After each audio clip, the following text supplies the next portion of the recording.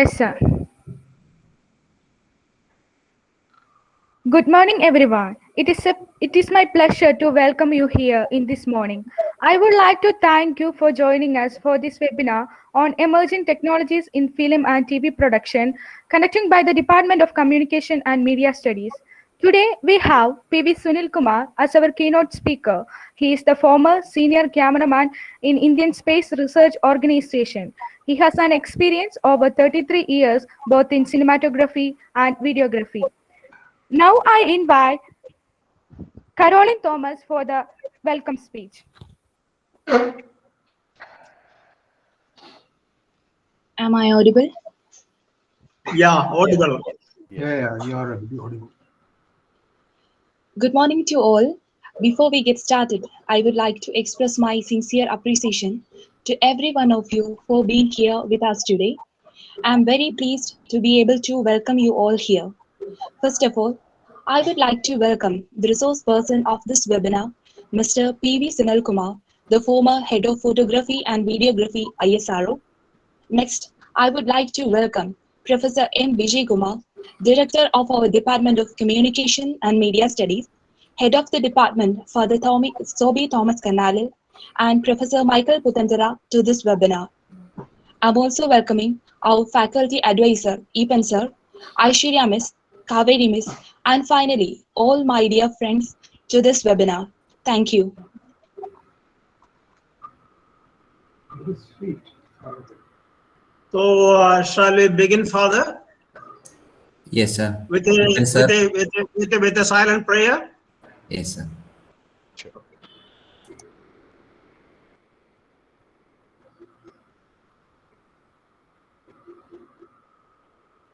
So, everything looks fine this morning.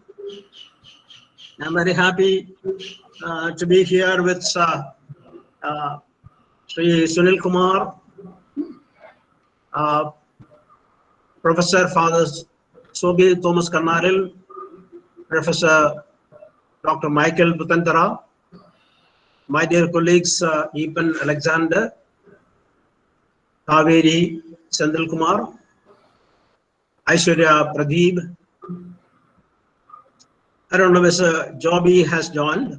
Joby, he's our controller of production. And some senior members are also here from various other faculties.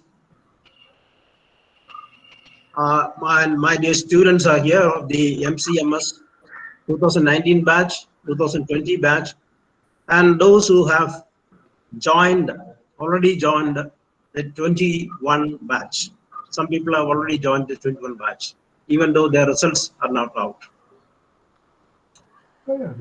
I am also very happy to be here because now we are talking about an area which is ruling all of us.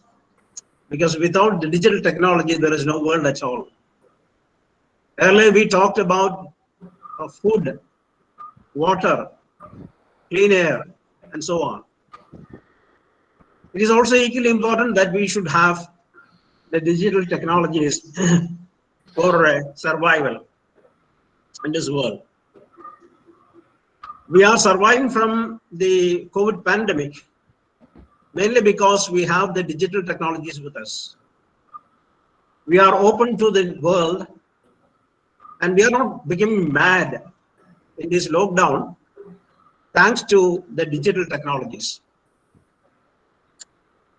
One of my new hobbies during this COVID pandemic is to Google VFX breakdown. It's a pleasure for me because I want to have a curious look at the emerging technologies which make cinema more realistic, more shocking, sometimes very pleasant, and sometimes very impactful, because we are actually looking at the falsification, digital falsification of images. These images have an impact on all of us. I remember when I watched a great Hollywood movie, which is an Oscar winner for there are 4 victories for this film. This film is directed by one of the great filmmakers of the world, Stanley Kubrick. The film is Spartacus. Kirk Douglas acted as the hero of the film. This was made in 1960. And a crowd has been created there through the linear technology, not by the non-linear technology. Now that is possible in the non-linear technology. Any crowd can be created.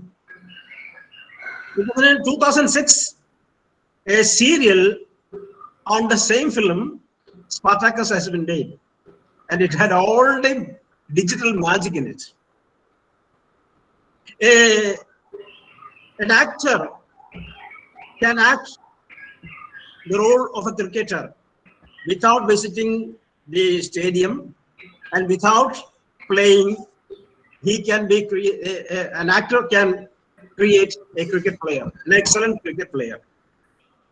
Okay, when I wrote an article for the 1998 souvenir of KSFDC, while the first ever IFFI was held in Trivandrum, I had written an article called Crisis in World Cinema, in which I made a small prediction that the celluloid film will disappear soon, and that the cinema houses, most of the cinema houses will be closed down, and that cinema will become home video. I did not imagine then about the OTT platform. Now we are all in the OTT platform. And we are very fortunate to have Mr. P.V. Sunilkumar, who is one of the best cinematographers and videographers and video documentary producer, particularly scientific video documentary producer.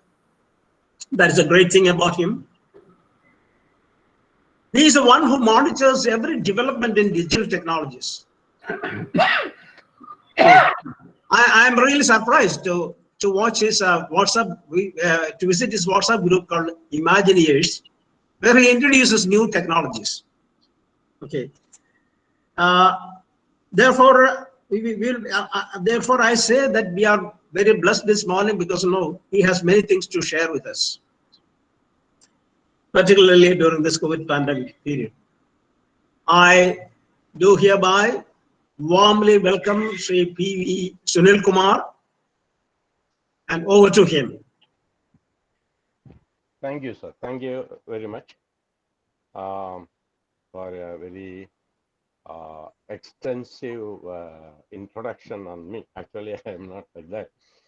I have been, as been told, I have been in the film industry for nearly around 5 years, and in this video and electronic cinematography field with ISRO for the 33 years, and I started teaching the media training from 35 years back. And so I am in the field. And I too, very frankly speaking, I too, as cinematographer, basically first, and then I have become an editor by myself, learned editing, and later I started producing my own documentaries in ISRO, and nearly around 150 documentaries on ISRO, various subjects I have documented and produced, and many of them have been Sorry to interrupt, sir. We are not able to hear you properly. Sound is very low. Okay, one second.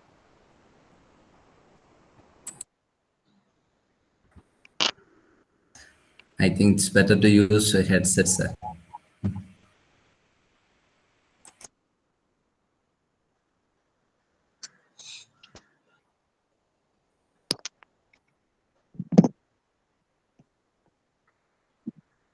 Hello.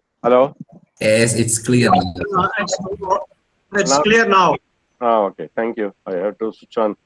Okay, that's what the digital technology is. Sometimes we have to move on to analog technologies. rather than digital technologies. Okay, sir. And so after 35 years of teaching in the visual communication field, I have found out that uh, technology, the present day visual commune, necessitates for the knowledge of technology first. Because in most of the institutes where I have already gone, okay, you may have so many sweetened names of courses called web journalism, convergent journalism, or what, video journalism, broadcast journalism, and so many by name. So many courses have been started by many universities and institutions, but ultimately, finally, we have to depend upon. If it is a visual communication course, we have to depend upon the visual, whether it has been produced by a camera or by graphics. So the strength of that visual depends upon so many technological factors, and that too in this era of digital technology. In olden days, we have to, as Vijay sir has clearly told, we have to look on the aspects of celluloid film, the lens and the type of film, the ISO. On only fewer things we have to take care of, but today we have to take care of so many things which are quite not known to us. So let us go with, let me not take much of time because I have been given just up to 12 o'clock. So now it is 13 minutes have gone, and so now I will go to my presentation.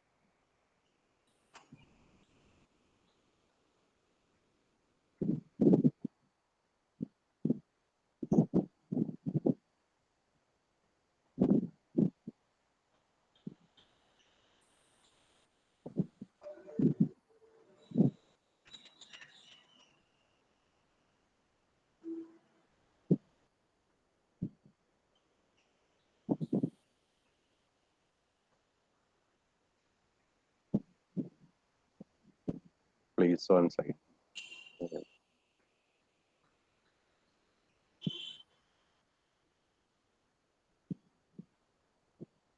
Are you able to see the screen? Not yet, No. sir. Okay. Just a share. It is not. You have to share your entire screen, sir. Entire screen. That's an option present now.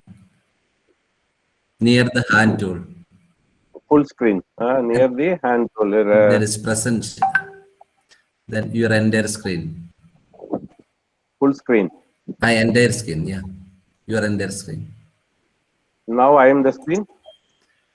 No, we cannot see you, sir. You can see a hand tool, no, sir? Right side. Yeah. Now You can see the can you present tool. can you see the presentation? Yeah, Yeah. it's coming. Yeah. Okay. Is it fine? Yeah. It's fine. Yes, sir. Clear now.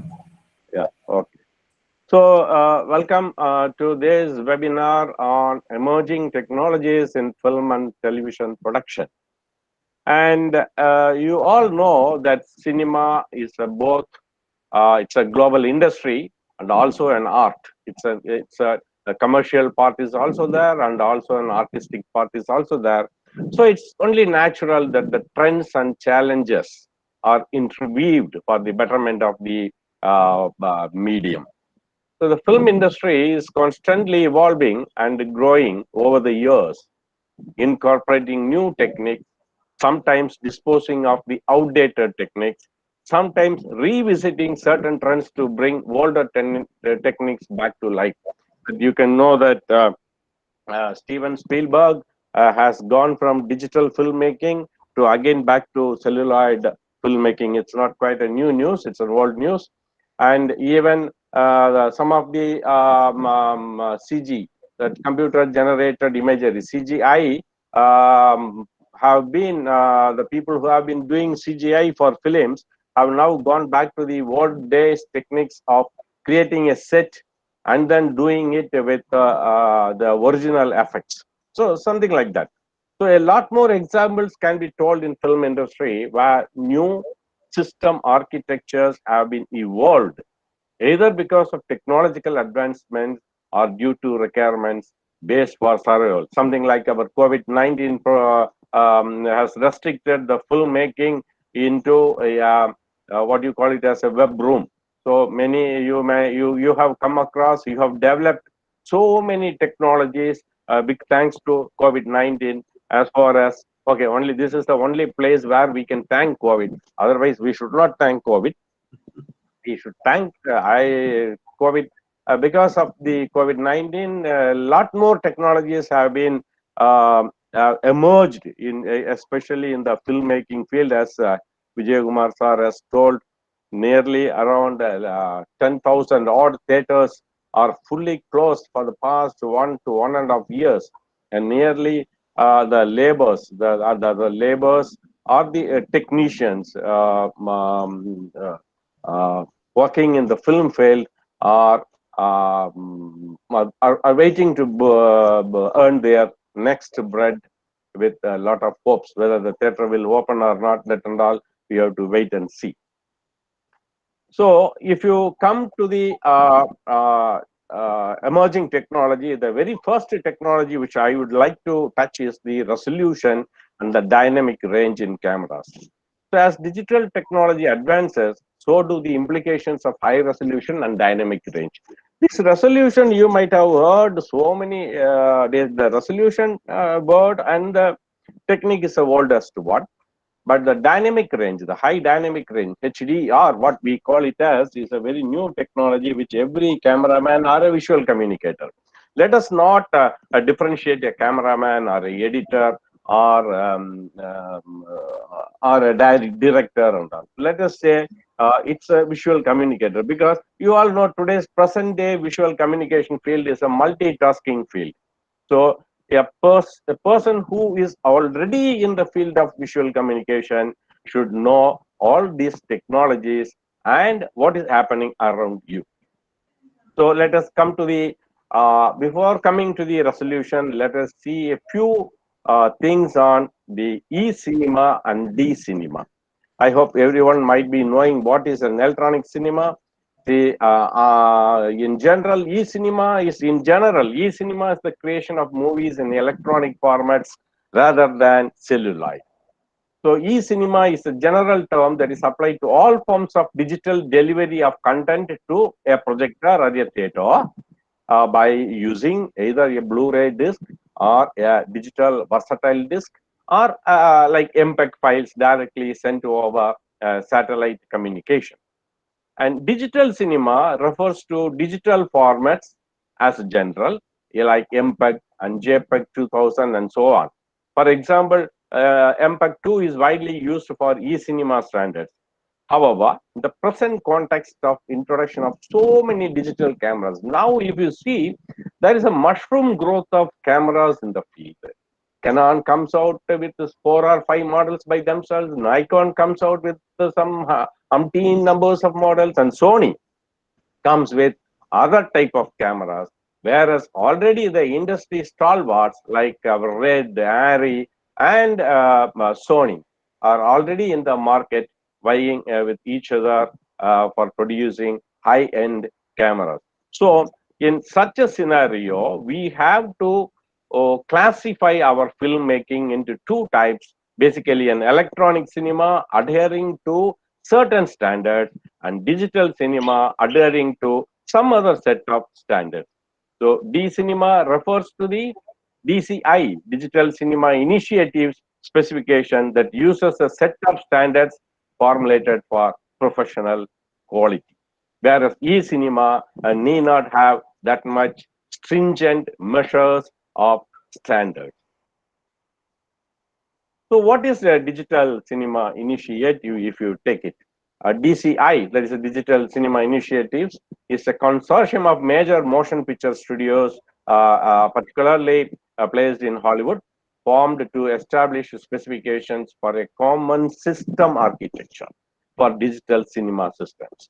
As you take up the broadcasting industry, if you want to have a channel, you cannot simply float your television channel. You should adhere to the standards put up by the consortium of television engineers. That is what we they have got a set of rules and regulations and set of parameters. So those parameters have to be adhered to. Like that, here also in digital cinema, certain set of parameters have to be adhered to.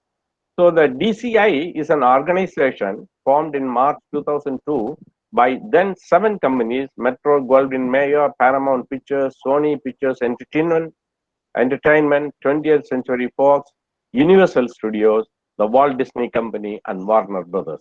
So the primary purpose of DCI, or the Digital Cinema Initiative, is to establish and ensure a uniform and high level of technical performance, reliability, and quality, and producing a professional cinema. You might be knowing nowadays that Netflix has got its own standard. If you want to make a film for Netflix, you have to adhere to their standards. If you want, I like that Prime Amazon. Prime Amazon also has got its own set of parameters which we have to adhere to.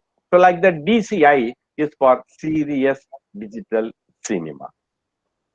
So, if you see the few DCI standards for D cinema are digital cinema systems specifications. They are: one is the resolution. You have 2 levels of resolutions for both content and the theater projection also. The theater projection should also support. So, what are the 2 levels of resolution? One is 2K, another one is 4K, which means it has got a pixel rate of 2048 and 1080. And 4K, you have 4096 and 2160 is the 2K and 4K resolution. Compulsorily, you have to follow that set of parameter. And again, when you come for the compression, the picture encoding should always be on JPEG 2000. They don't entertain, DCI don't entertain MPEG 2 or other things. And the content packaging. Content packaging is how you make your content and how you pack it to be sent to the theaters to be shown. So digital cinema package has got 2 parts. One is a series of software files and the hard drive that stores everything. A DCP is actually a collection of hundreds of thousands of small files, which this how a DCP will look like, and all we'll be seeing it in the coming slides. And the projection standards. So projection standards, if you have, the theater should really have a HDR 4K projector or 2K projector with more ANSI lumens. ANSI stands for the American National Standards Institute lumens. It's not natural lumens. It's been formulated by the ANSI. So that much lumens that projector should have. And the audio standards, it should have the broadcast wave, either pulse code modulation, pulse coded modulation, or PCM, or you have the wave sound. And formatting of information for distribution is a compulsory one for making that DCP. So a non-compliant of all the above is distinguished as e-cinema. So if you see the digital cinema distribution using DCP, in its simplest form, it looks like something like your hard disk or a server thing. You can see it on the images shown, and where that gentleman is holding DCP on his hand inside the theater projector. And in its simplest form, DCP could be seen as a digital version of a 35 film print. So when it is attached to the server within your theater, it starts, you can play back. It has got the video files, audio files. It has got the coded files also, so that nobody can hijack your data from that. So its main advantage is that you can present it to theaters to enable them to project it via a digital projector. And when you come for the digital, resolution of image sensor, you all know that the light reflected from the subject through the lens falls on an image sensor. which converts light into electrical signals. That is the basic of the digital photography or the digital or the electronic cinematography base. So these electric signals or electronic signals are later processed and are stored in your memory devices. So the quality of the image mainly depends upon the various qualities of your sensor, basically.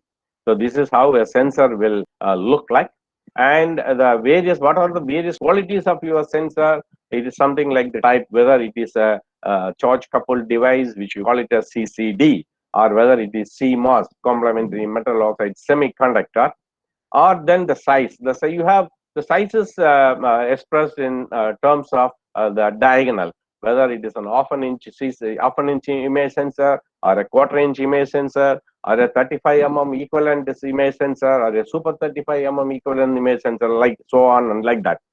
And the method of electron transfer happening inside that image sensor. There also you have got so many types, all the interline transfer and the frame transfer and the frame interline transfer. So these are all some of the techniques which I think a common visual communicator may not be interested with, but the future technology is that we should all know all about all these things, because these things only finally fix up the quality of your image.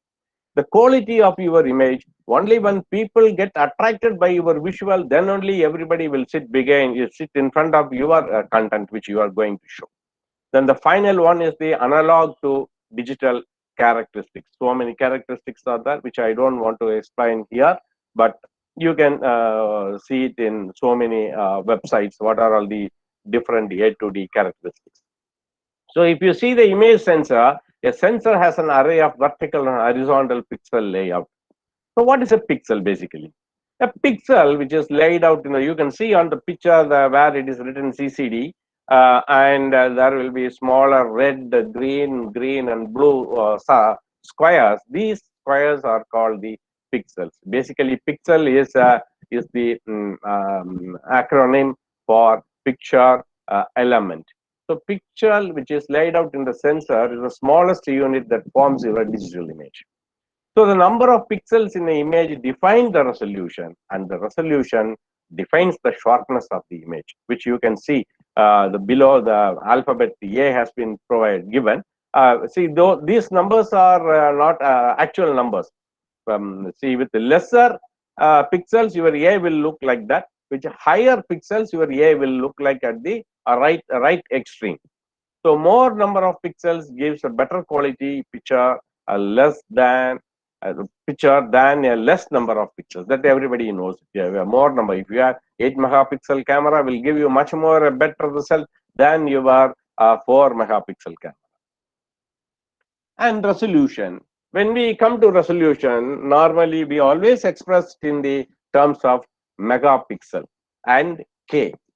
8K, 4K, 2K. These are all the terminologies you might have heard in when you are going to buy or hire a camera, or when you are going to do some programs for BBC or Netflix. They ask for what the type of resolution which you are using it. Okay, so if you see the image right there, on the horizontal side 4,928 pixels, and on the vertical side 3,264 pixels. So by multiplying both the vertical and the horizontal pixels, you will get the megapixel. So here it is 16 megapixel image sensor. So like that, very simply, always the resolution is also expressed in terms of pixels also. So if you take the pixels, it is represented as K. K means 1000. K is equal to 1000. If you say 2K, then it will have 2048 pixels by 1080 vertical pixels. So always 2K, 4K, 8K, in which 842 represent the horizontal pixels rather than the vertical pixels. So till now, we have achieved up to 12K. That is, with the latest introduction of Blackmagic Ursa Mini Pro 12K camera, we have achieved. 12K, and anyhow it appears consistent that technical developments will allow even higher resolutions such as 16K and 30K, 32K pixels in the near future. Now this you can see how because of resolution what your image gains. You can see those red, I have circled some places that the top image is just a 2K. 2K means 2000 pixels. And the bottom image is 4K, that is 4000 pixels. I'm not now talking about the exact pixel number, but I'm just 4K stands for 4000, 2K stands for 2000. And if you see the details of the eye, if you see the details of that that nose tip, if you see the details of the lip, and if you see the details of the hair, now you can understand how 2K is much inferior to your 4K, because from 2K, four times the pixels have been increased to produce the image. And here is also another, I hope I am audible to everybody. Yes, sir. Yes, Yes, sir. sir. Hello? Yes, sir. You're clear. Because since there is no reaction from your side, I thought, okay, anyhow, okay, I don't. So if you take up this slide, see, you have exposed at a certain resolution.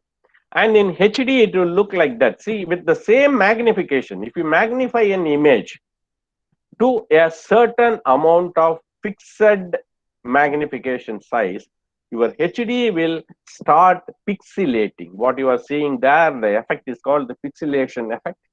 And in 4K, you'll get a little better image, and whereas 8K, you will have a much more good image. So this we will be dealing in in deep in one of our slides called it's downsampling, that we will come later. So in the D cinema projection in theaters, worldwide, the 2K and 4K resolutions are used in digital cinema projection. It's only in the world we have achieved only 4K. In India, if you see, the situation is very worse in India, that I'll cover up at the bottom of the slide. The majority of theaters use 2K projection. But recently, some theaters have started using 4K projectors for normal films also. Globally, the number of installed 4K projectors is totally 27,500, comprising just 17% of the total of 160,000 and odd total screens available on the world. In India, a total of 3,200 theaters. In India, we have roughly as on March 2020, the data is on as on March 2020. That's just when the lockdown started. After that, no theater have been built or no theater have changed their screen to 2K to 4K. That's why I mentioned like that. So in India, a total of 3,200 theaters only have 4K. We have a total of nearly 10,000 theaters total, in which only 3,200 theaters are using 4K standard projection. So the rest, the 60%, they are using even now only 2K projection. So now the point of discussion here is, when you have a display systems limited to 2K, 4K, then why you require a camera, or why you require an image more than 4K? If you take up, Red has come with Red Helium, and all have come up with 6K and 8K. And Sony is also, Sony FX9 has come up with 8K. And your Ari Amira and Ari Alexa, they have also come up with more than 4K. So the question is, why more than 4K when your requirement is only 4K? Because what is your requirement? Your requirement is to show your film in a theater, which is having only a projector which is having 4K quality. Then why you want to picturize in 8K or 16K or 12K, and why you say that in future you will be achieving 32K? So the answer that we will see in the further coming slides. So it is estimated that 35 film, our old celluloid film, has a equivalent digital resolution of 4K, whereas your 35 IMAX, IMAX is a different format. 35 IMAX film equates to 6K, while 70 IMAX is closer to 12K. So to achieve the quality of film, to reach near to the quality of the film, the resolution war will continue. So another thing is the use of 8K and more resolution. When you have only 2K and 4K projectors, I require 8K and 12K and 16K and 32K for what? For oversampling. Oversampling is a technology. What is oversampling? Oversampling is a technology where you have more resolution than required for your output resolution. Because you have a 8K camera, you shoot with your 8K camera, you have all your visuals in 8K, but you edit it and then you downsample it to 4K or 2K finish. So what advantage will I have in doing such thing? See, this is what is normally happening at present in the film industry. People all go for 8K shoot and finally they end up with 4K and 2K. So here some of you may ask a doubt. So then why can't theaters go for 4K, more than 4K? See, for going more than 4K, I have already told digital cinema, you have to be made as a DCP, digital cinema package, that hard disk like thing. So preparing a DCB is very, very costly. So for a simple comparison, preparing for a normal movie, a DCP at 2K or 4K may cost you somewhere around 50,000 rupees. Whereas if you want to go for a 32K DCP, your cost for preparing that file itself will cost you nearly around a crore. 1 crore it will come. So not only that, 4K and 2K, the theaters have to change their projectors, have to change everything. See, changing a 4K projector to 8K, again the theater will incur a lot more expenditure, which they cannot charge in their ticket fare. Your tickets have been finalized by the government or the local self-government bodies. So you cannot, after making a 32K projector or at least an 8K projector, you cannot charge 1,000 rupees per seat. And you cannot claim that my film is 8K. No. So because that has been already been proven that that in future slides we will come to know how from 4K how theaters have gone to 8K and all we will discuss. So shooting 8K footage and finishing it in 4K provides huge advantages over shooting in real 4K and producing a 4K final. So one of the advantages, the image noise is greatly reduced and I get much more finer details. Not only that, you can see nowadays every film has to undergo VFX or DI, what you call it as a digital intermediate for doing color correction. So while doing DI or for making VFX, we require more amount of K, more amount of pixels, so that the workflow will be very easier and will be not only easier, it will be very, very appropriate and accurate. So there are more pixels in 8K, so more details will be captured, and more details captured, it will be easy for you to do your VFX and easy to do your DI, and then you downsample it to 4K.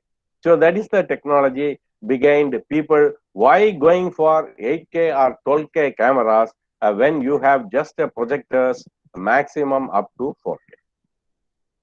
And another new technology, it is in still photography. Again, same to downsampling only. Other, it's called as downscaling in digital photography. See, you have cameras. Downscaling is the techniques by which an image has been shot in higher megapixel. or sensor size and are cropped to a lower megapixel or sensor size. Here you can see on the image the total image size and that image size which has been taken with the green borders. So here the image has been shot by a 36 into 24 mm. That is what you call it as a full format, you know, in your DSLR or mirrorless cameras. 36 by 24 mm sensor, you call it as a full format, and was cropped to advanced photo system classic APS-C size of 25.1 into 16.7 millimeter. Okay, the APS-C differs from Canon to Nikon, Nikon to Sony, and Sony to Panasonic. But anyhow, we can take 25 and 16 as the base level. Maybe only the fractions thereof will change.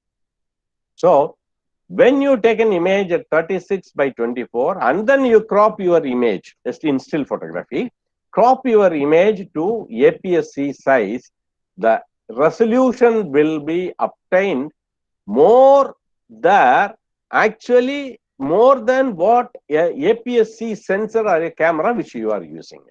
If you use a APS-C sensor or a APS-C sensor based camera, that will not give this much detail, whereas your 36 by 24 mm full format camera, when taken, clicked, and then you downscale it to APS-C, you will get finer and more detail. So this is again another technology which in still photography people are using it. And next, another new technology is the pixel shift multi-shooting in still photography. So what is pixel shift multi-shooting? If you have a camera of say 16K, I mean, if you have a camera of 61 megapixel, I want to take an image, but a still image. You can take only a still image. You cannot have any action inside it. So you can think you are going for wildlife, not wildlife. You are going for industrial photography or a product photography where you require, because product photography, the design, the print, the design output print will run into more than so many meters, because if it is meant for a flux printing, you know how much, what the size it will be. So there you require more number of megapixels. But whereas I have a camera with only 61 megapixel, maybe for example, a 61 megapixel camera at present available in the market is the Sony A7 R4. So if I have a Sony A7 R4 with me, but I want to take a product photography with 240 megapixel minimum requirement for my printing, then what I do is I opt for pixel shift multi-shooting. This function is available in your camera. You need not go elsewhere. It is available in your camera. And you go there and switch on that pixel shift multi-shooting, and then you take, so at one single press of the button, the camera takes nearly 16 images or so.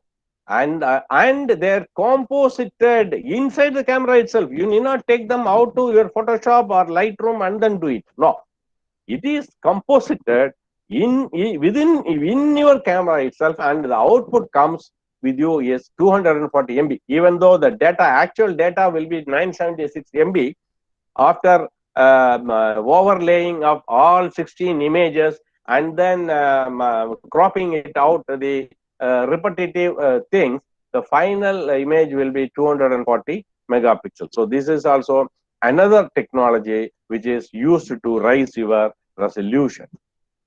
Now, coming to the dynamic range.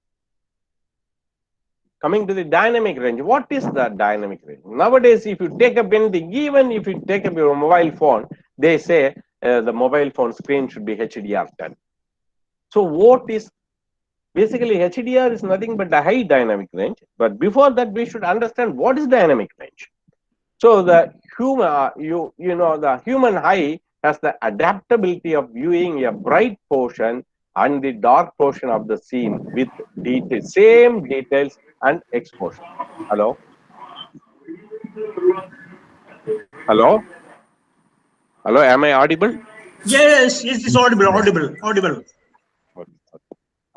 So the human eye has the adaptability of viewing a bright portion of the portion and the dark portion of the scene with the details and exposure. Whereas our cameras are not like that. You see, our eyes can see over a range of where the highlight intensity is 24 times. If you see this image, where is the highlight intensity? That sun. The sun is 24 times more than the brightness level of the leaf. That I think it's a coconut tree, the leaf of the coconut tree. That brightness and to that of the sun brightness is 24 times. But human eye accommodates all these brightness levels within the frame. This is what Ansel Adams has already told the zones which you may be, you can go to website and study on what the zones of prescribed by zones prescribed by Ansel Adams, because all the well-known cinematographers like Sunny Joseph, Santosh Shivan, they all are the masters of all this Ansel Adams zone system, and they strictly follow it in their work. So if you see a scene, if you see that on the left side there are black and white images being shown, you have so many dark, that's black is there, white is there, gray is there, in which you have marked one point as 1, which I have circled with a red thing. So that is the darkest portion in this image. Whereas I have circled 8, there also I have put as a red circle. That is the brightest part in this image. So both this, the darkest and the brightest, both have been accommodated by my imaging sensor. So that ability of that sensor is what we call it as having a dynamic range of 1:8. So all the cameras which you are using, not only cameras, nowadays if you take all the cinematographers, even the viewfinders, what the cameraman uses on his camera, a viewfinder to see his own images. Even those viewfinders also, they go for a stringent HDR measures. So this is what is happening in the industry. So the dynamic range in photography describes the ratio between the maximum and minimum measurable light intensities, whether it is dark or the bleached out white. So it is expressed as the ratio between the highlight and shadow again in a scene. So you can again see here in dynamic range. In photography, we have 2 types of dynamic ranges. One is standard dynamic range called as SDR and high dynamic range called as HDR. So the dynamic range has been standardized by the global DCI initiative. Again, the Digital Cinema Initiative, DCI, has standardized this much HDR your D cinema should have. Anything if you don't have that much dynamic range, then that film will fall under the category of e-cinema. E-cinema also the, okay, you will ask me, sir, why is e-cinema, D-cinema? Well, technically it is okay, but what is there? I invest some money and I produce, whether it is e-cinema or D-cinema, it is to be presented. Yes, that's true, it is to be presented, but certain companies will not accept those products. Like that, if you take Netflix, if you don't adhere to the parameters set up by Netflix, or if you take Prime Amazon, if you don't adhere to the set of parameters set by Prime Amazon, your film will not be purchased by them. So that is the thing. You can go and you can hook it up on your YouTube or your own IPTVs, Internet Protocol televisions, and you can reach the masses, no problem. But revenue, the income, that and all those factors have to be taken into consideration. So please here compare the details in highlight and shadow regions. The SDR on the sky there is no details at all. But whereas in the HDR, you have details on the sky, not only on the sky, on the hill area, and also there is a very highly lit camp. I mean, something like a tent. So that tent also you can see about in HDR how much details are there, but in SDR there is no much details in the highlight. It's only highlight and shadow. But whereas in the tent, if you take the tent in HDR, You have so many gradations of the highlight to the shadow region. You have so many gradations. So this is what we call it as the high dynamic range, which is a must for today's camera. So here again, it's very clearly told the dynamic range in cameras. In high-end digital cameras, let us take Red. When I talk about high-end digital cameras, it is about Red, Arri, and to some extent Sony. These three families are form under high dynamic range. Even there are so many other cameras also. Canon has also come up with so many cameras under the banner EOS, but they don't come under the banner of high dynamic range, and hence they are not supported by DCI. So high-end digital cameras, it is the capability of the sensor to accommodate the various light intensities from highlight to the sensor. So you know all digital high-end movie cameras provide a dynamic range of 17 stops. So the highlight to the shadow is measured in stop. You know, a stop is nothing but an aperture. Anybody who has already worked with your cinematographic camera or your still camera, you know what an aperture is. If you cut down your aperture, your light, the amount of light will be reduced by half. If you open up the aperture, your amount of light will be increased twice. So based on that stops only, your HDR is mentioned. So 17 stops in Red camera family, whereas in Arri Amira and Arri Alexa, it is only 14 plus stops. So going by HDR, I will select Red. But HDR is not the only select. One thing I just want to tell the participants is HDR is not the only criterion on which you go by camera. Okay, so in selection of camera. So the stop is what is called as an aperture in your camera. If I say 10 stops dynamic range, it means that your shadows are exposed at f-stop number 1 and the highlights are exposed at f-stop number 32. So that is the for easy understanding.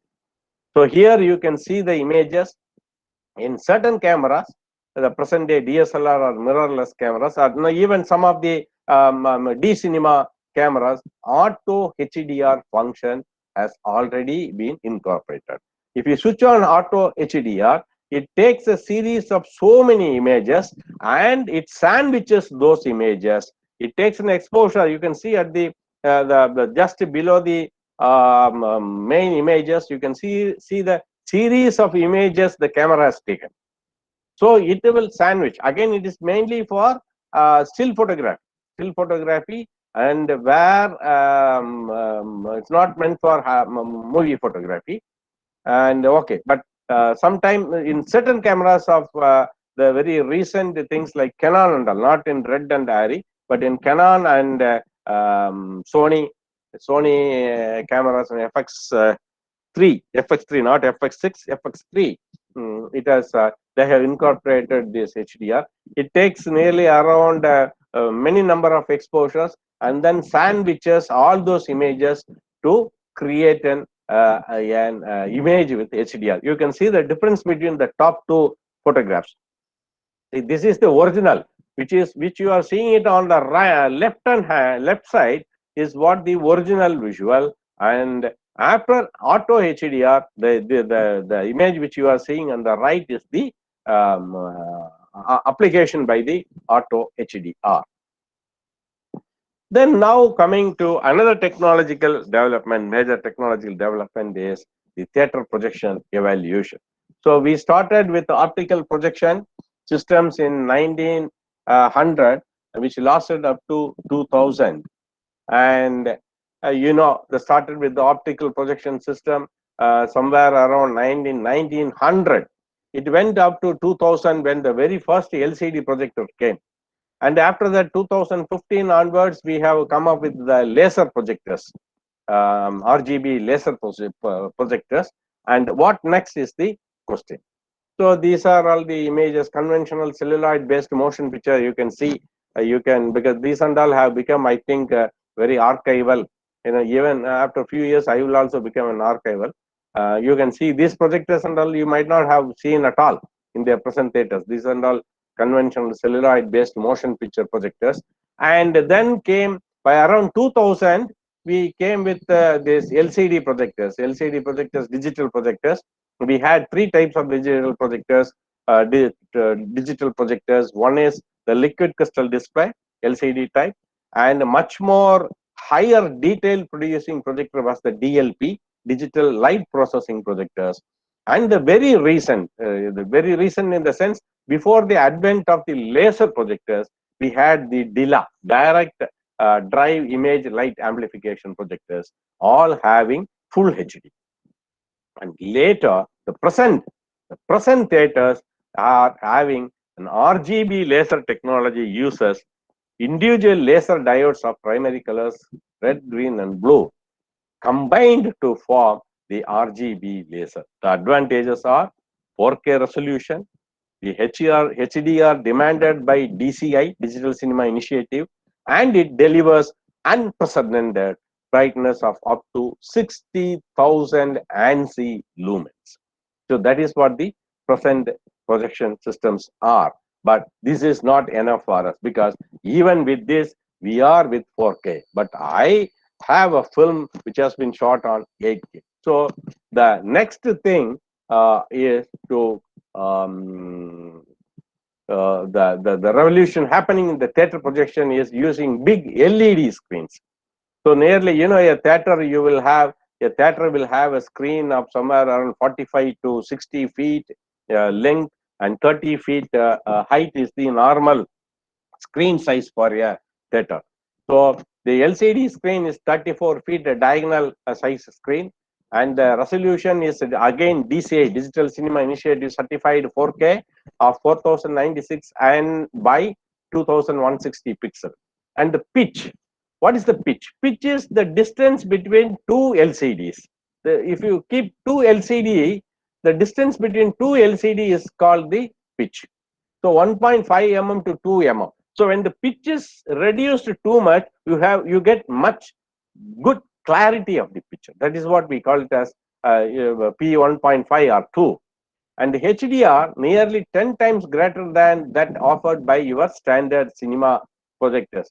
It is foot lumbards. It has been 146 foot lumbard has been produced. This is HDR produced by these LCD projectors, whereas your 2K projector produces only 14 foot lumbard. So if you say the statistics, only 27 theaters in the world, including one in Delhi and one in Mumbai, have installed these LED screens. And very recently, yesterday, when I was going through the internet and finding out much more details, one Betri theater in Chennai have also gone for this 34 feet diagonal size screen. And these LCD screens are either supplied by Samsung or by Sony. And the next technology is the 3D hologram. The holograms or tomograms are usually intended for displaying three-dimensional images.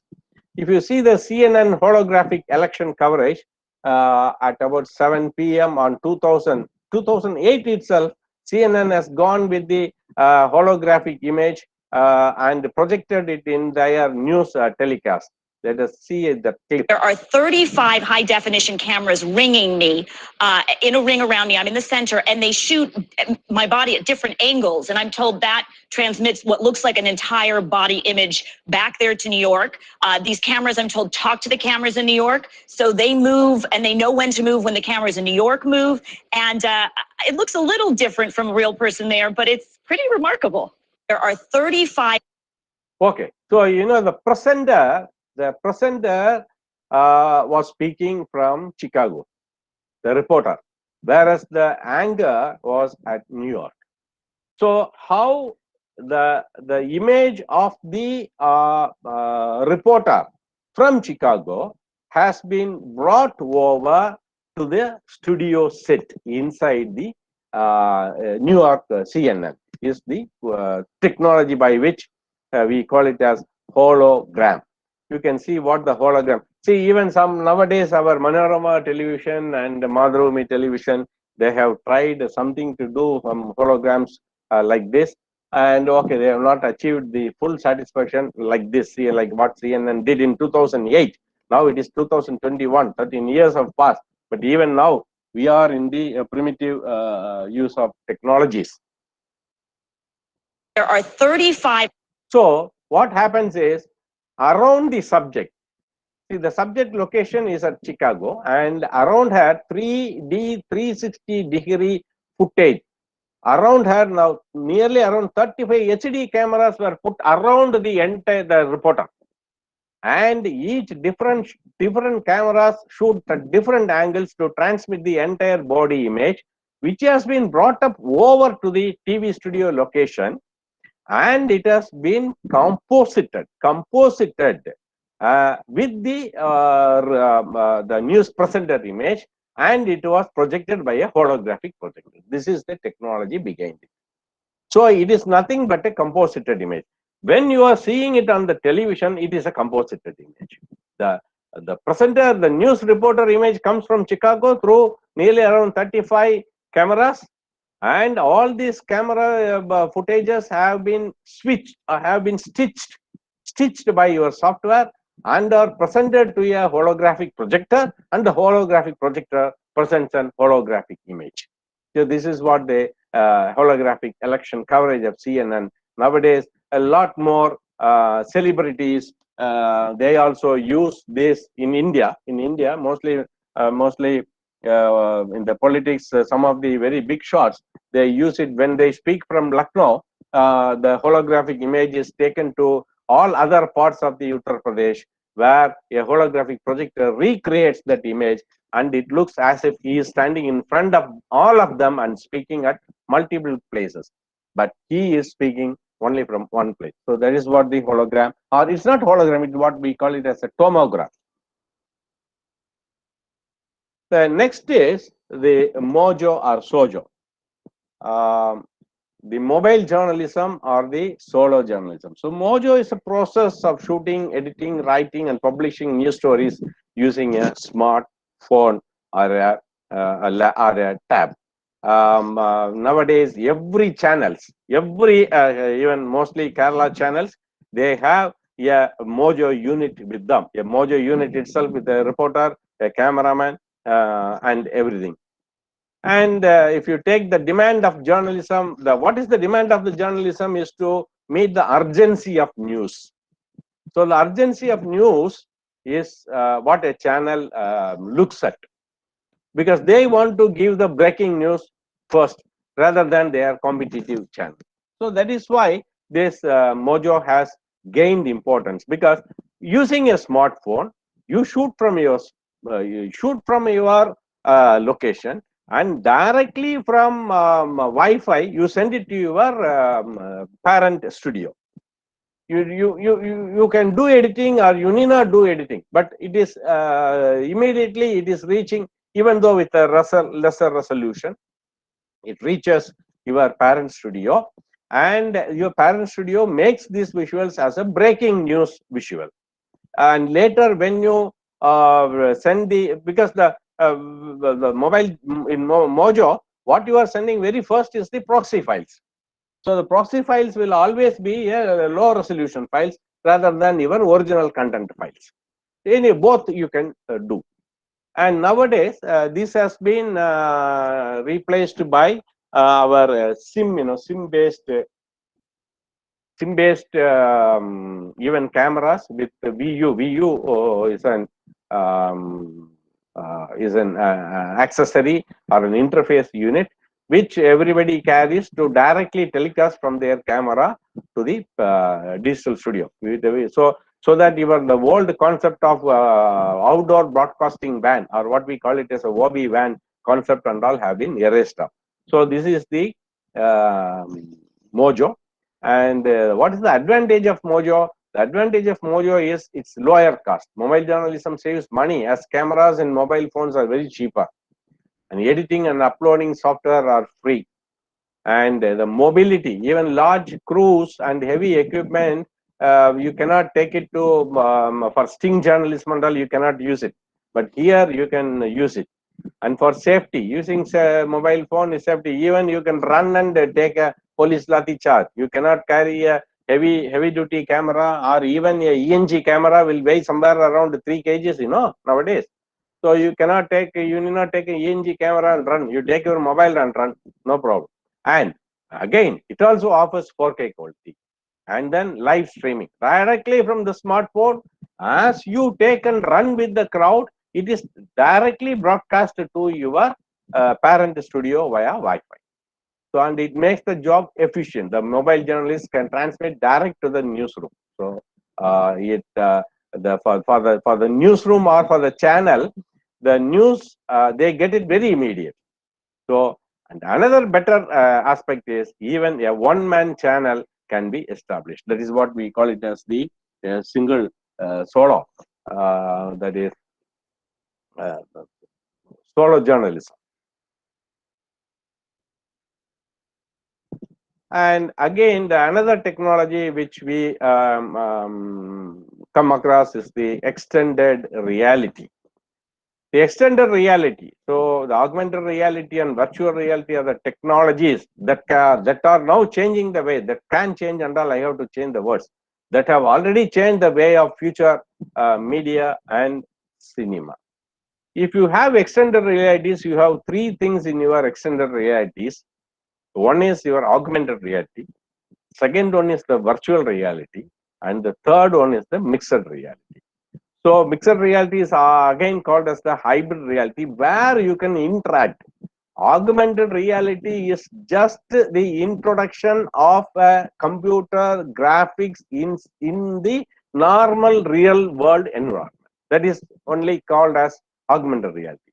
Whereas in virtual reality, the real world and the CGI both can interact. You can interact with the CGI also.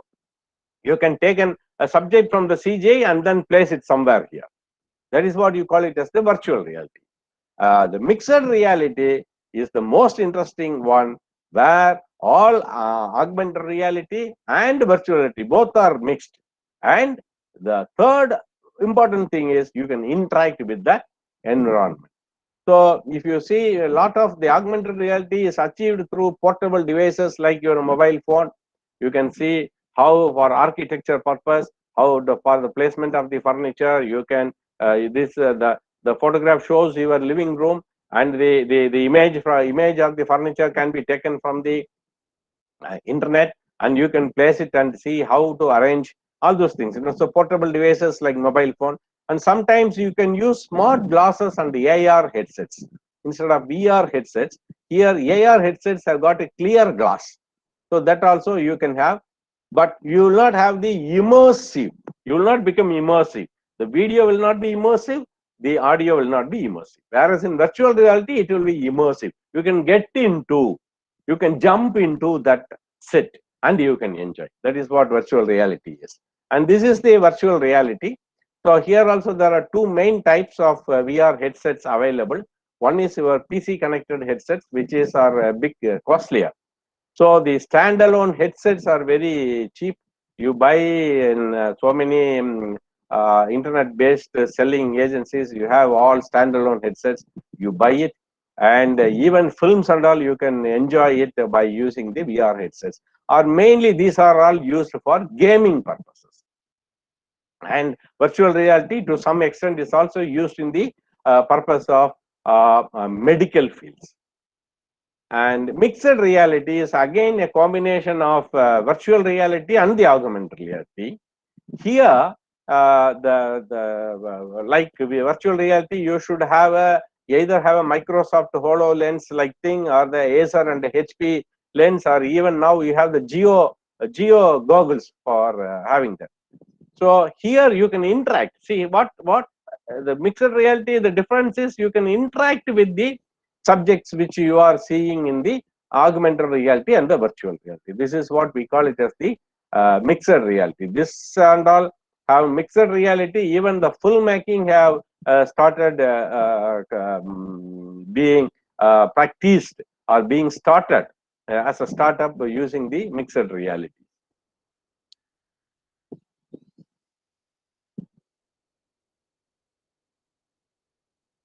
Again, the broadcasters are say this is This is a small example of how your green mat shot and augmented reality and virtual reality are mixed. I can show you.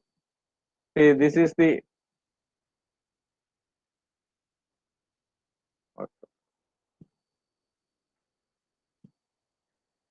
see, this is normally used for our news coverage. You shoot it with a green background, then remove that green, then add your augmented reality set. See, now your augmented reality set has come. So it's very simple. The already the templates are available in so many things. The only thing is you add a character to that. So that is the green mat visuals combined with augmented reality and virtual reality. So mostly these are all used for the news broadcasting, where you can see all the virtual reality, the buses, trains, the characters will come inside from something like our hologram, which was done in 2008 by CNN. Then another technology, I should see the time. Okay. Okay, another technology which we have at present is the virtual production LED walls. You know pretty well our previously we were going for green mat, that is for VFX. You shoot with the foreground character with the green background, then the background is shown at the bottom, and you make the mat and then you compose it so that you will get the composite image like this in real time VFX. So this is what we call it as the chroma key or the green mat shoot and all, that everybody knows it. And this has been replaced by using virtual production LED walls. Actually, that instead of green screen, the actual CGI, the real-time CGI is put up on the LED walls. You create a set with an LED wall, then the CG has been fed into the LED wall, and the character is put in the front and shot. And if you take the this bottom image, you see, to make it more realism, the ground has also been prepared and it has been matched with the background LED walls. So these are all the virtual production LED walls, which saves much cost. The cost wise, the shooting cost is changed. It's very much reduced. Not only that, the time in VFX, for real time VFX, you have to invest more money. Otherwise, what they do is in the post production they do the VFX, which again will not be unless we do the VFX, we will not know the quality of the image or the quality of the VFX. So in camera VFX has been achieved by real-time CGI effects. So now again coming to another technology is the VR, virtual reality cinema. So virtual reality cinema or a VR, sorry, not virtual reality cinema, it's virtual cinema with seeing with the goggles. The VR cinema watching is a 360-degree immersive experience, and till yesterday it was only 2D and now 2K. Now 4K 360-degree immersive experience have come into thing. So what is VR cinema? VR cinema is filmmaking adapted to the new media of virtual reality in 360 degrees, a stitched image. So how does a VR film should take place? If you see the topmost image, the cameras have been put up. Nearly 4 to 16 cameras are put up in the capturing the scene in all the 360 degrees. And all these camera footages have been stitched by using special software, creating a life-size virtual replica of the scene. So how we watch it? We watch it by using a goggles, and the goggles will have motion sensors.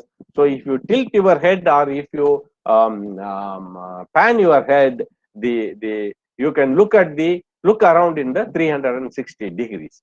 So this is what the VR cinema is. Then another popular technology, very popular technology, is it came up during this COVID, because when people could not go for outdoor shooting, the real set shooting, when people should not go, we have gone for a green mat shoot, and finally through photorealism we have made the location, and the images have been sandwiched onto the location that we will see. An existing technology used during COVID pandemic to create VR locations, virtual reality locations, and sets to keep filmmaking alive. So very recently in film and TV productions, many computer generated imageries are put into use. One such specialized area is the photorealism using virtual reality. So actually virtual reality has been mainly used for gaming purpose. Finally, it has to come for creating virtual sets and locations. And you know, an Unreal Engine is it's a software based hardware, a hardware inbuilt, a software inbuilt, I mean a hardware inbuilt software. And Unreal Engine is used for creating this photorealism. Now we can see some two clips. You can see the clips and see how it is being done. What you are seeing on the left side is the finished product. What you are seeing on the right is how it has been made up.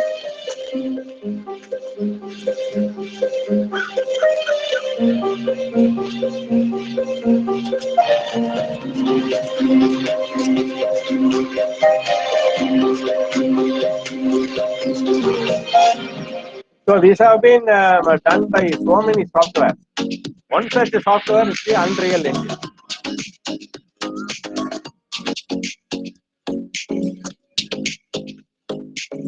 It will finally look like an actual location. That is one. Okay, now we can skip and we can go to the next. So the software you can see, the software you can see Lumion, Twinmotion, Unreal Engine, and Enscape. These are all the different software packages which are used to create these CGs. And with this location, again you use the VFX technology to sandwich your real characters, shot in either green mat or elsewhere, and then finally make into a composite image. Or what you can do is, as already we have seen, you can use the LED VR virtual production LED walls also. So now I think one more technology we have is the cloud. Cloud technology is what the very recent technology, and this cloud is popular technology in filmmaking nowadays. It is not it has not born out of COVID-19, but it has been there for so many years. What you call it as the creative cloud for Adobe Premiere and all, you know, like that. This is a cloud owned by all the film crew, and every technician, when they finish their work, it has been put up into the cloud. And from the cloud, anybody can take, anybody means who are all authorized, can take the footage out and they can rework, and then again they can reload. So what is cloud? Cloud is a remote storage system like NAS, in which data is transmitted, stored, managed, backed up, and made available to users over a network, mostly through internet. Why cloud-based production? Easy to collaborate if you have a large team of people working on one video on different locations. Because here again, the COVID, because of social distancing, you are not allowed to work. All sit together, your effects editor, your story editor, all people are not allowed to sit at one place and work. The story editor can work at his home, and after working, he can upload it to your cloud. And the effects editor can take it into his system, and he can work it and do it. So actually, the main thing is you can share on the web quickly. One, and there is no rendering is required, and mostly it is used in post production, and share in the web quickly, and large team of people can work at a time on any one single portion of the video. So mainly helpful, it was mainly helped in COVID period film production, where man-to-man contact was restricted.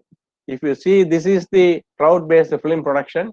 You can see the everybody, the collaborators, they edit through web interface and again load it onto the cloud.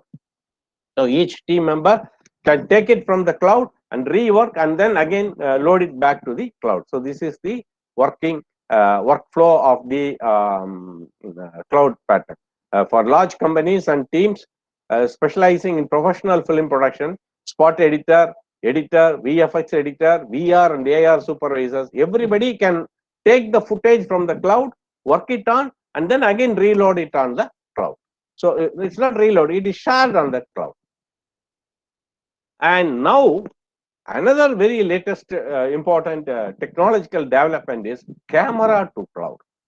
Actually, the original cloud was after shooting, the entire footage has been ingested or digitized, whatever terminology you use, I don't know. Ingested is normal terminology used in the broadcasting industry. That is uploading all your visuals into a computer. That is what we call it as an ingesting. So ingest or digitize, and then it is shared with the cloud. But now some of the cameras like the Arri, Red, and Sony, they have their own set of from camera to cloud.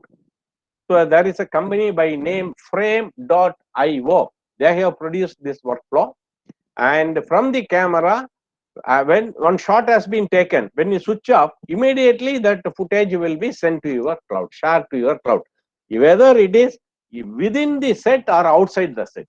Within the set, on or off the set. Within the set means your spot editor can use it. Off the set means your original editor can use it. And the camera to cloud workflow, it requires a device connected to your compatible cameras. The device has been manufactured by Frame.io, is a company. So what a time to be alive here. The digital cameras are getting smaller, cheaper, and more powerful by day. Our phones are turning from point and shoot cameras into 360 degrees experiential recording devices, and smart persons in secret rooms are dreaming up new ways to push the film industry forward in ways we can only describe as pure science fiction, because it looks like science fiction. When you come across, when you think about the old celluloid filmmaking era to that of the today's digital technology era with the latest emerging technologies, it looks something like a science fiction.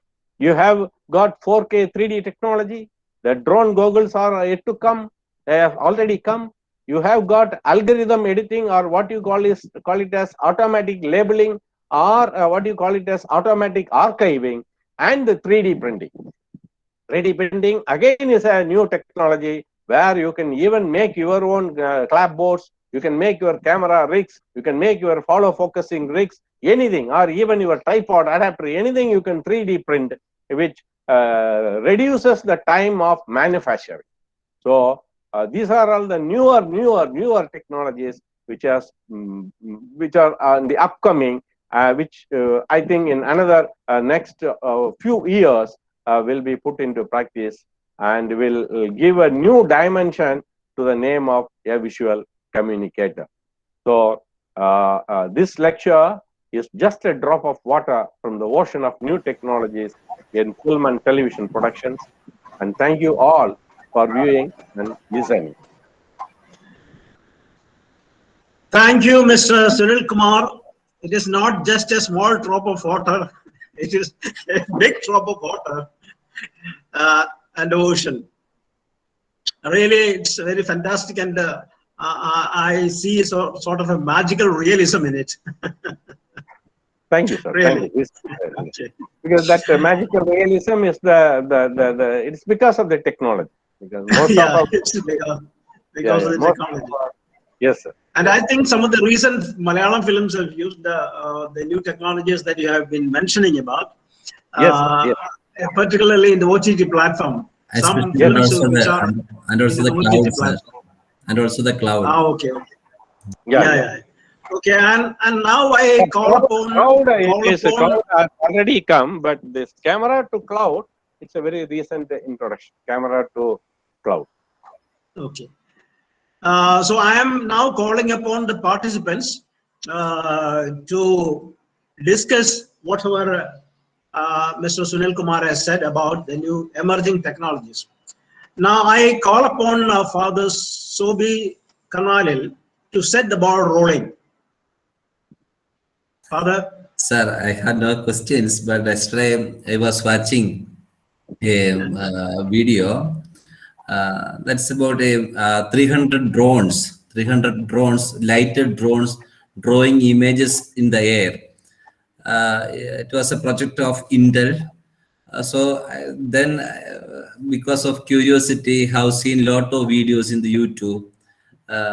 There are such an invention is there because those drones, 300, 500,000 drones, all are controlled with a single person. They have already controlled in their computer. They have already planned and everything is flying in the air, and they are creating some images in the air. I was wondering. So when we were going through the class of Sunil sir, as the title of his webinar, Emerging Technologies, Film and Television Production, as the term suggests, it was actually, as Vijay sir told, it was not a single drop of water. It was like an ocean. You see, it was a wonderful class. I was really enjoying it. Niagara coming down. Niagara coming down. We are really enjoying your class, Sunil sir. Thank you So so much. Father, actually, I have not seen that visual, but I have come across a technology by using the laser projectors, which have been mounted on the drones. And these laser projectors, and when the drones crisscross, they cross each other and they create an image. Yeah. So this and all is even some of the stage shows you might have seen that laser image Yeah.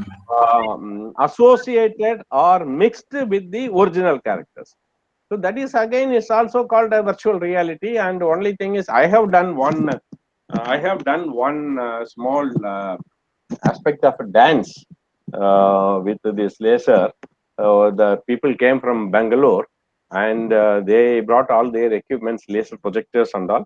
Only thing is lot of rehearsals have to be made up, because the position of our real character and the position of the laser created image and the movement, the position and the timing. When I just push, when I show my hand like this, that laser image should also move away. So that requires perfect synchronization of the original image with that of the laser image. So a lot of rehearsals have to be done for that. And Okay, now I call upon all the participants. You can now react. You can ask questions. Yes, sir. As far as I know, add some new information. yes, Okay. sir, it is actually a new information for me. For a teacher, when we are talking to students, as you know, professor also knows. Professor might have taken so more classes than what I have done, and professor also knows that teaching is learning for the teacher. Yeah. So Really, I'm waiting for I'm waiting for my learning.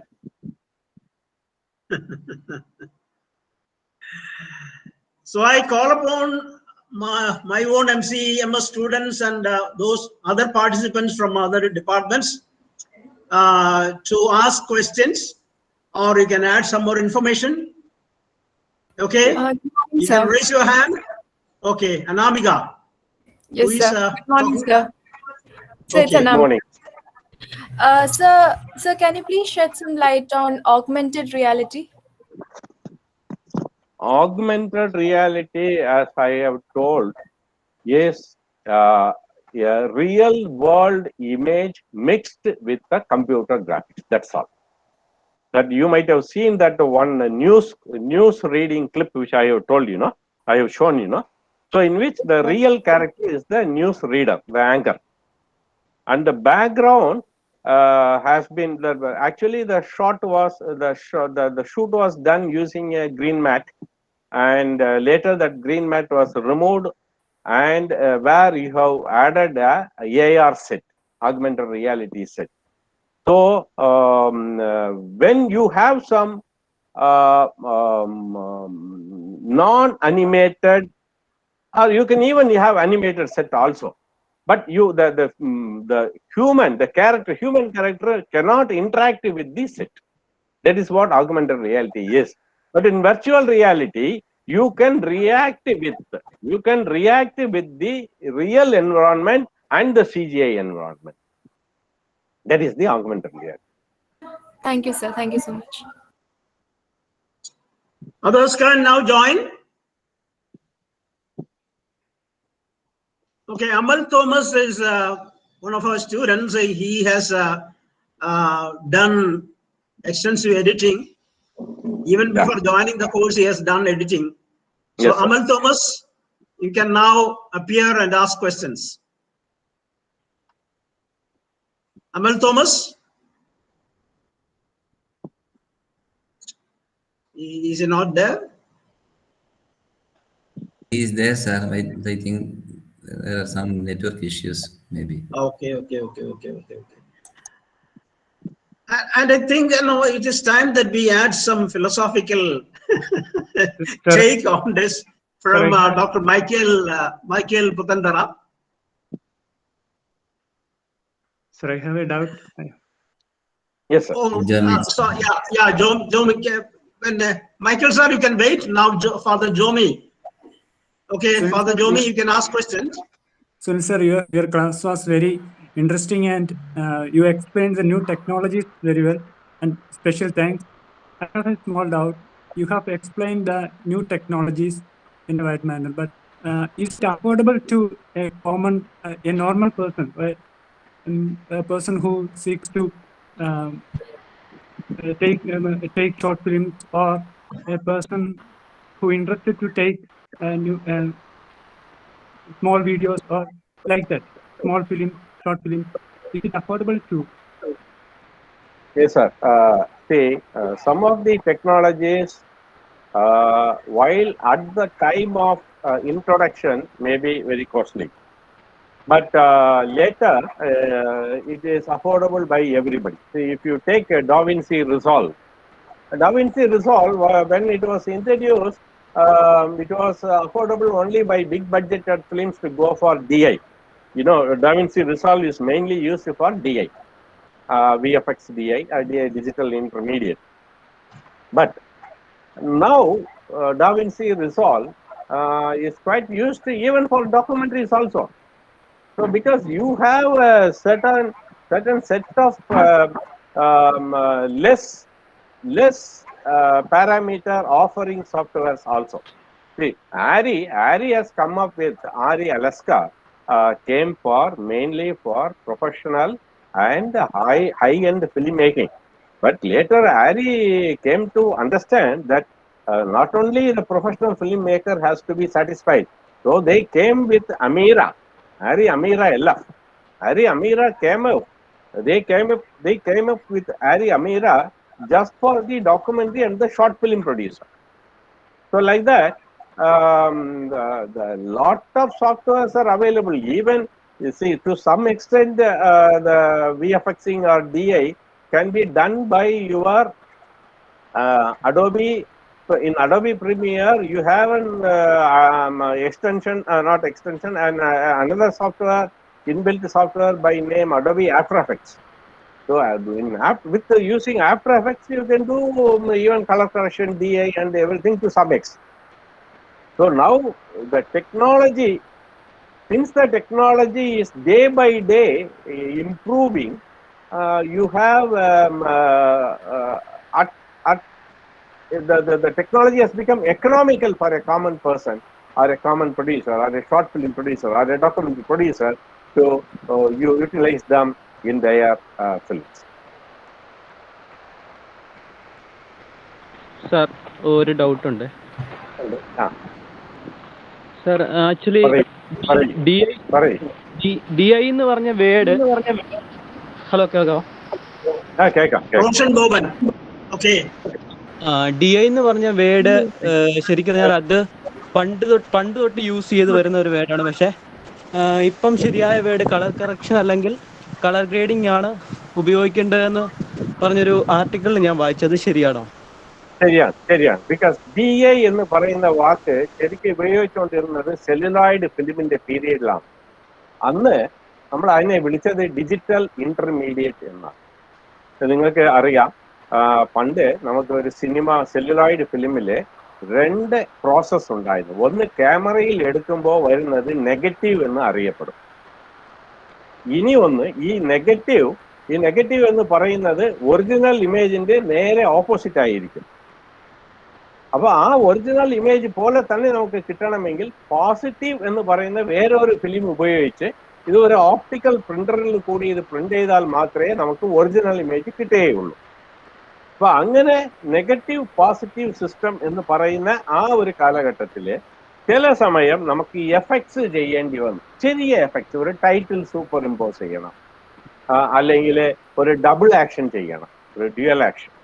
ഇന്നൊക്കെ വളരെ എളുപ്പത്തിൽ നിങ്ങൾക്ക് non linear edit സിസ്റ്റത്തിൽ ഇതൊക്കെ ചെയ്യാനുള്ളതേ ഉള്ളൂ. പക്ഷെ അന്ന് ഞങ്ങൾ സിനിമ ഉണ്ടാക്കുമ്പോൾ ഒരു ഡബിൾ ആക്ഷൻ ഒക്കെ ഷൂട്ട് ചെയ്യണമെങ്കിൽ ബോംബെയിൽ നിന്നൊക്കെ രവികാന്ത് നക്കായ്ച്ച് എന്ന് പറയുന്ന വലിയ ക്യാമറാമാൻമാർ, അല്ലെങ്കിൽ മദ്രാസ് ബേസ്ഡ് മാർക്കസ് ബട്ട്ലി, ഇവരെയൊക്കെ നമ്മൾ സ്പെഷ്യൽ എഫക്ട്സിന് വേണ്ടി വിളിക്കുമായിരുന്നു. അപ്പോൾ അങ്ങനെ വരുമ്പോൾ ഈ നെഗറ്റീവ് ഫിലിം പോലെ തന്നെ, അതായത് ക്യാമറയിൽ എക്സ്പോസ് ചെയ്ത് അത് നെഗറ്റീവ് ഡെവലപ്പ് ചെയ്യുന്ന കെമിക്കലിൽ അത് ഇടുകയാണെങ്കിൽ അത് നെഗറ്റീവ് ആയിട്ടും, അതേ ഫിലിം നെഗറ്റീവ് ഡെവലപ്പ് ചെയ്യുന്ന കെമിക്കലിന് പകരം പോസിറ്റീവ് ഡെവലപ്പ് ചെയ്യുന്ന കെമിക്കലിൽ ഇടുകയാണെങ്കിൽ അത് ഒരു പോസിറ്റീവ് ആയിട്ട് കിട്ടുന്ന ഒരു സംവിധാനം ഉണ്ടായിരുന്നു. ആ ഫിലിമിനെയാണ് ഡിജിറ്റൽ ഇന്റർമീഡിയറ്റ് എന്ന് നമ്മൾ വിളിച്ചുകൊണ്ടിരുന്നത്. അപ്പൊ അത് എന്തിനാണ് അന്ന് ഈ സ്പെഷ്യൽ എഫക്ട്സ് എന്ന് അന്ന് ഞങ്ങൾ വിളിച്ചുകൊണ്ടിരുന്നതാണ് പിന്നീട് നിങ്ങൾ പറയുന്ന VFX ആയത്. അപ്പൊ ആ VFX വന്നപ്പോ ഈ കുറെ കാലം പഴയ ക്യാമറമാൻമാർ എല്ലാവരും ഈ ഇൻഡസ്ട്രിയിൽ ഇപ്പോഴും ഉള്ളത് കൊണ്ട് നമുക്ക് DA എന്നുള്ള ഒരു വാക്ക് ഫോളോ ചെയ്യുമായിരുന്നു. പക്ഷെ ഇപ്പൊ താങ്കൾ പറഞ്ഞതാണ് ശരിക്ക് ഇൻഡസ്ട്രിയിൽ നമുക്ക് ഉപയോഗിക്കേണ്ട terminology. It's colour grading or colour correction. Better colour correction പോലും ശരിയല്ല, കളർ ഗ്രേഡിംഗ് എന്നുള്ളതാണ് ശരിക്കുള്ള വാക്ക്. Okay, thank you sir, thank you. Vijayakumar sir എന്നോട് പറഞ്ഞു. അപ്പൊ അതിന് എനിക്ക് ഒരു ക്വസ്റ്റ്യൻ അല്ല, I want to go through the entire process once more. How can I do that? This is a question to Father Sobi or Vijaykumar sir. Unless I go through it 2 or 3 times more, I will not fully comprehend, grasp. Sir, I can answer. We have already recorded the video. Yeah. Then we can give you. You have recorded the video. Okay. Yeah, we have recorded the class. Yeah, and I am simply amazed at the what shall I say, evolution of technology in this matter. Simply Yes, sir. I was watching your face when he was taking class.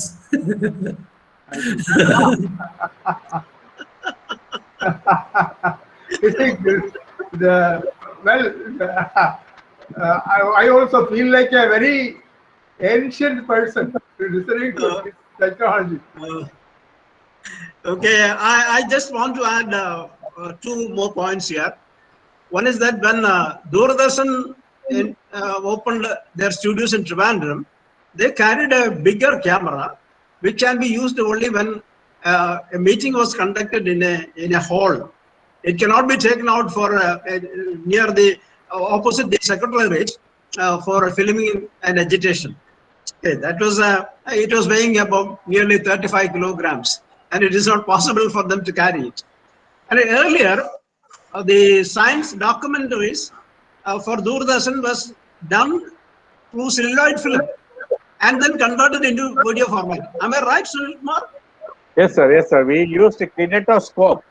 Kinetoscope was the instrument which was used in Doordarshan those days to convert the films into digital imaging, or what those days we were calling it as video.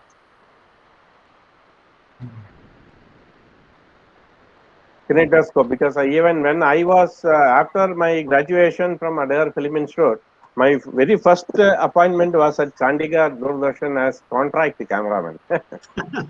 So those days the Doordarshan was not having permanent post, so I was posted at Chandigarh as contract basis as cameraman. So there I was given only a movie camera. It was you might be knowing it was a Russian Kiev. Kiev is the camera, a Russian camera, very sturdy camera, a 16 mm film camera, and Doordarshan. Doordarshan those days because color, if you load color film, it has to undergo so many processes so that you will not get the result immediately. So we used to load black and white film and shoot this Independence Day or Republic Day. We have to shoot immediately. We will bring it to the Doordarshan. We ourselves will do the developing, and after developing, it will be dried and it will be immediately put onto the kinetoscope, where by polarity changing, the negative image can be converted into a positive image. That was the process which I was doing. Any others? Haridev is wanting to ask a question. Haridev, are you wanting to ask a question now?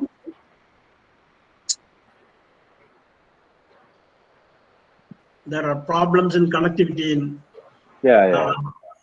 Anyhow, if people are hearing, I just before finishing, I just want to add a word. Recently, a professor has sent me some 11 videos, and and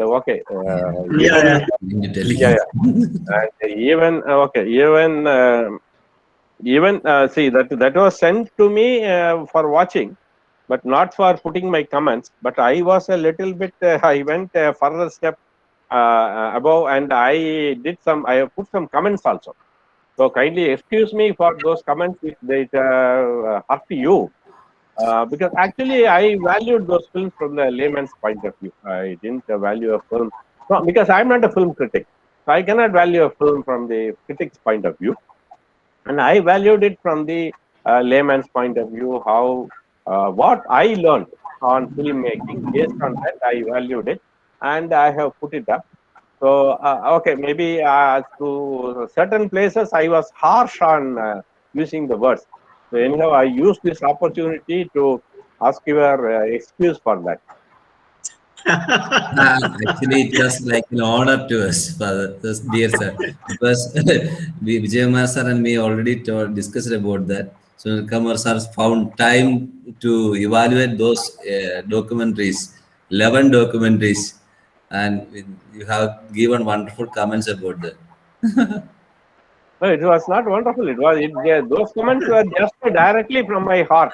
What I felt, I have written. I have not used any diplomacy there. So some of the that is needed, sir. some of the comments might have hurt the producer or the cameraman, because then later I felt I should not have been that harsh on putting those words. But anyhow, nobody fired me back. Actually, no, that is a genuine criticism, and we like the criticism. And the students, even the students, they said, no, we came to understand certain lapses in the production. That is, criticism will help us in any way. Have taken in a positive sense only. Yes, because it should not discourage. The students should not get themselves discouraged by seeing such comments. But anyhow, I have just put it, what are all the things they have to correct, because they are also a student and I am also a student. So from seeing those films, I have learned so many things. Are there any participants from outside Kerala or outside the country? There were participants from outside Kerala, sir. I have seen one person. Then she was my classmate. But can you respond? Can you respond? No, she is not here now. She is not here now. Okay. Yeah, she told me that she had some, from outside the department.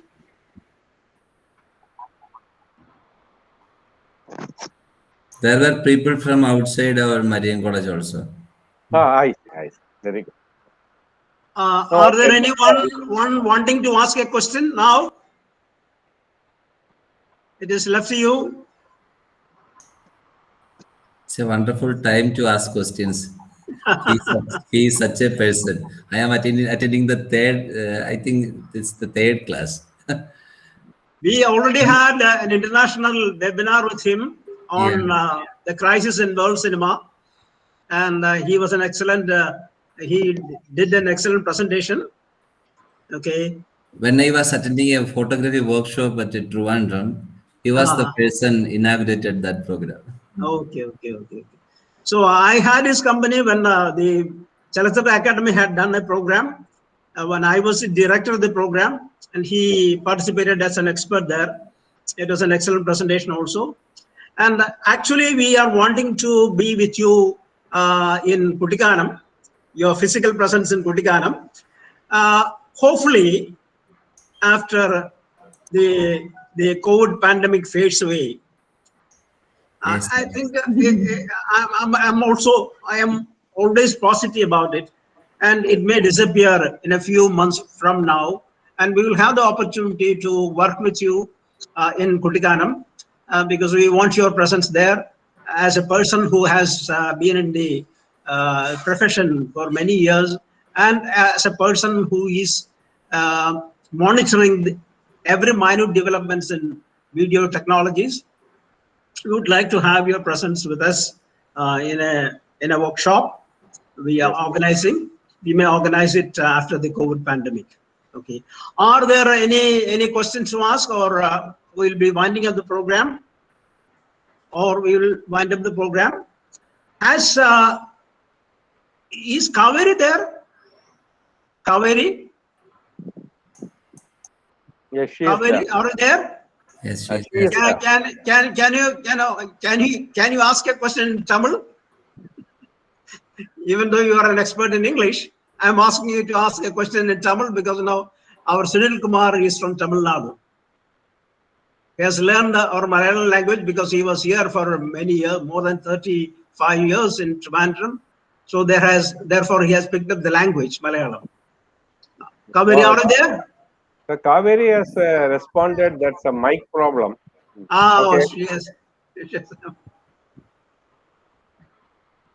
She has a problem with her mic. Yeah, that's what she is. I have a question through. Yeah, please. From Chennai. Kaveri, you can ask. You can ask.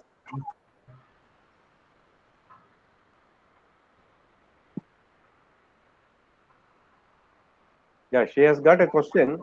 So I'm waiting. She's typing, I think. Oh, yeah. Okay. Meanwhile, Sethulashmi, can you tell a comment about your documentary? The comments given by Sunilkumar sir, no? Oh my God. Sir, yes, sir, you gave us comments and corrections. So, like, we felt it was genuine. All of them, all of us felt it was genuine, and no pleasing words were there. And we know we had so many restrictions and limitations. Within the limitations, we completed a work and submitted, and we got corrections too, and we were very much happy about it. And to listen from you, to hear from you was something great. We all felt so much happy and what to say, like we felt very happy hearing from you. And thanks a lot for that, sir. Thanks for spending some time to watch all of our videos and putting comment on it, and having what to say, such a big comments and uh, your points, all those things you typed and you send it to our Vijay Kumar sir, and he sent it to us. And thanks a lot for that. And you made a group and you put videos and what to say, all those other kind of technical videos, all those things to us. You share it with us, and it's it's something big for us. It's great for us to be a student or to learn something from you. Thanks a lot, sir. Thank you. Welcome. And again, one thing which I would, as Setu Lakshmi, Gopalakrishnan has told, see, I being an, even right from my student days as a student cameraman from Adayar Film Institute till today, I have not at all compromised. I am very happy to say that I have not at all compromised on my quality, because If I don't get my camera, I will not go for the shoot that day. That was me. Even from my diploma of film exercise or my documentary film exercise at the Film Institute, when I demanded Ari, those times we had Mitchell. Mitchell was the studio camera. Ari camera was an outdoor camera which has to be hired. But I have to get that Ari camera. Okay, anyhow, I have paid money from my pocket because it is the quality. Finally, when our picture is out in either the theater or YouTube, you cannot go and meet everybody and say that, sir, we had some shortcomings. We had only this camera. We had only this light. We had this only. So that is why the quality has come like that, or the subject has come like that, and all. We cannot. It it can satisfy us, but it will not be. We will not be able to satisfy others. So that is what I say. So for Sedulashmi, I don't know what comment I have put on your film. Your film was in a in a In events. huh? In event. Yeah. So I don't know what comments because I have forwarded all the comments to Professor Sir only. So I don't know. But anyhow, it was all when I went to see that 11 films. It was really I was appreciative because as a beginner, as a birdie, as a nestling, you know how to fly. Only thing is your height or your latitude, longitude, your pitch on would not have been matched. But anyhow, it was a very good flight. Okay, so Kaveri has come up with some question. May I read, Father? Kaveri, yes, Yes, sir. come up Yes, with sir. a question. As you said, visual production technologies are becoming economical. By self-learning, people are creating productions all over the world. Do you think it affects the professionalism and ethics of production in any way? Okay. What she asks is whether self-learning will affect the professionalism or ethics of production in any way. No, not at all. See, all producers, all cameramen, all technicians need not be from an academic. They need not be from academic oriented persons. Sometimes they will come and later they will create their own. They may see nowadays the technology. See what whenever I go to some colleges for giving lectures, what I say is everything is already available in your YouTube. Only the disadvantage of YouTube video tutorial on camera is it is only one-way communication. So why I stand before you is for two-way communication. So that is what I used to tell all my students and students from so many universities and institutions. So like that, self-learning is not at all a problem. You can learn trial and error methods. See how when there was no institute and all, our Vincent Marsh, Aloysius Vincent, who turned, he's no more. He's a very famous cameraman, a legendary filmmaker. And Vijay Kumar sir, maybe knowing him. Yesterday he turned 93. And his son has put up, his son is my good friend, Jain and Vincent. And he has, I put up on his wall stating that the legendary film maker is being remembered. Salute, sir. So he has not come up from any institute at all. Many cameramen, many filmmakers, many directors have not. So learning, learning by self-learning doesn't going to affect your professionalism. It is what is to be taken into account is your attitude. Whether you are a academically trained person or by experience turned person, the attitude only makes it. So the ethics of production anyway, no, the ethics of the production, even other than the academic oriented people also do so many, they also do sometimes unprofessional film. They also do some unethical film. So that doesn't have any self-learning, doesn't have no connection with making a professional film or an ethical film is what I would like to answer Kaveri. Kaveri? Are you there?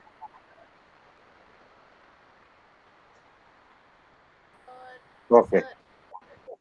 Yes. Are you there? Oh, yes, I know. She is satisfied with the answer. And I believe there are no more questions to be asked. Yes, It was a wonderful time with Mr. Sunilkumar and with all yes, the participants from the department as well as from outside the department from our college and from outside the college, outside the state and outside India. yes. We are very happy that we have conducted a good webinar. And now I'm on behalf, I personally thank all people who have participated in it, who watched our program on behalf of the Department of Communication and Media Studies, Marian College, Kuttikkanam. Okay, I'm now asking the person in charge to wind up with a vote of thanks. Who is that? Thank you, sir, for your valuable contribution, and we are honored to have have you as our key speaker. Now I invite Parvati Prasad for the vote of thanks. Hello, am I audible? Yeah, Yeah, audible. audible. Okay, good morning, everyone. I'm again to express the gratitude towards everyone who took effort to make this happen. First of all, I'm so glad to have this opportunity to thank the people who made this webinar a wonderful one. I would like to thank Marian Alfonsa and Caroline Thomas for giving a warm welcome to all of us. Next, I would like to thank our dear Professor M. Vijayagomar sir, who have always been a guide to us. He was the moderator of this webinar and proved that no one else could do this part better than him. Thank you, sir. Let me thank our resource person, P.V. Sunilkumar sir, for the amazing and informative session. I felt it as a mandatory session for all of us, especially for those who are interested in the field of film and TV production. We get to know more about new technologies that we were unaware about. We are so glad to have much knowledge and information from you, sir. Thank you. Last but not the least, I would like to thank each one of you, including our faculty members, for your valuable time. The webinar would not have been successful without the active participation of you. Thank you, everyone, and have a good day. Thank you. And particularly, we thank Father Sobi Kananil for facilitating this webinar. Okay, thank you, Sunil Kumar. Thank you, Michael sir. Thank you, Kaveri. Thank you, Aishwarya Pradeep. Thank you, Epan Alexander. Thank you, my students and all people. Okay, it is time we quit.